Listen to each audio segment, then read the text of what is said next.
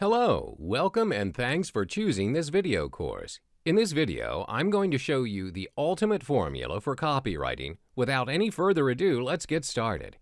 If you want to persuade, you've got to let the folks know what they're in for. What's your product? What does it do? Who is it for? Start with a simple overview, a bird's eye look at what you've got to offer. Here's an example. A step-by-step home study course that teaches struggling entrepreneurs how to bring in more customers. These are the features of your product or service. They're important, although they're not as important as the benefits. But if you gloss over the details of what your product or service actually contains, people will be skeptical about putting their money down. And as we all know, skeptical people don't buy. For some reason, the distinction between benefits and features is hard to remember. But what it's going to do for you is much easier to keep in mind. And it's the same thing.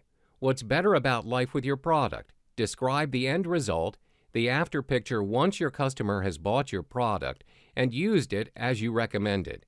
Let the reader know how your product helps her reach the goals that matter most to her.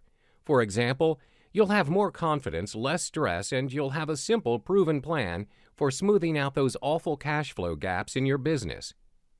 Whether or not you need this step depends on where you are with this particular reader. If she's been reading your blog for a year, she knows you very well, so you may be able to skip it. But most of the time, you need to establish that you're a trustworthy and worthwhile person and that you know what you're talking about. This is why good sales letters often include a photo near the top of the page. The photo can include some elements that help the reader like and trust the author. Babies and dogs are always winners here. If your topic is gardening, a photo of you in front of your own great garden is a credibility builder. And you've probably noticed that in weight loss, we always seem to get a good look at the fitness guru's terrific abs. That's what this element's pointing to. Not just who you are, but how you're like your customer and what you offer that benefits her. So it's not actually about you after all, it's about how you help her. This is our old friend, the call to action. The reader needs to know specifically what to do next. Don't just put a link in.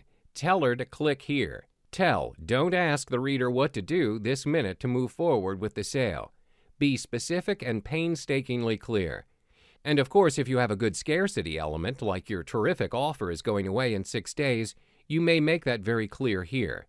Every step of your persuasion sequence, whether it's a short opt-in page or a months-long sideways sales letter, needs a clear and specific call to action.